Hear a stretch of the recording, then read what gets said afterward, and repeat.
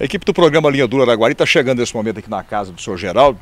Né? Estou chegando aqui junto com o Fabrício, meu cinegrafista. O Fabrício está com o cabelo cortadinho hoje, né? Tá diferente, tá bonitinho. Qualquer dia eu quero mostrar o Fabrício aí no Linha Dura Araguari para você conhecê-lo. Nós vamos fazer o seguinte, nós vamos chegar agora de surpresa e vamos entregar o andador para o senhor Geraldo. Vocês acompanharam a história do senhor Geraldo, ele sofreu um acidente recentemente, há um tempo, e acabou ficando com sequela. E ele tem uma dificuldade muito grande de caminhar. E pediu para o programa Linha Dura Araguari um andador. A nossa equipe, claro, noticiou e, como sempre acontece, as pessoas aparecem e nos doam aquilo que a gente pede. Nós vamos fazer a entrega agora para o senhor Geraldo e ele falou que estava doidinho para ir para um forró. Quer dizer, agora não vai ser por falta de andador que ele vai deixar de ir para o forró. Senhor Geraldo, o que eu falei para o senhor que eu apareci essa semana aqui? Falei para o senhor, hein? Olha o danado aqui, ó. É isso aqui mesmo que o senhor queria?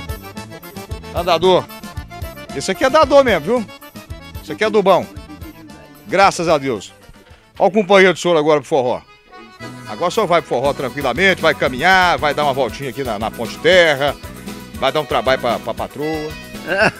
Vai pelejando aí. O senhor sabe como é que funciona esse negócio aí? Não, nunca andei. Vamos abrir aqui nós dois juntos. Já vai começar a estrear esse negócio agora mesmo. Aqui, ó. Vou explicar pro senhor como é que faz aqui, ó. Simplesinho, ó. O senhor vai puxar um lado aqui e o outro lado aqui, tá bom? Aí tem a regular de altura aqui, ó. Tá? Vamos ver onde é que trava aqui? Tá aqui, ó, travado. Ali tá travado. Vem. Experimenta aí, vê se é bom mesmo. Isso aqui a senhora usa pra outra coisa, viu? A senhora vai usar isso aqui pra outra coisa, né, senhora? Olha o negócio é... Ó, tudo machetado. Você viu aqui, ó, pra não machucar a mão? Tá feliz? Graças a Deus. Você assistiu a matéria aquele dia lá?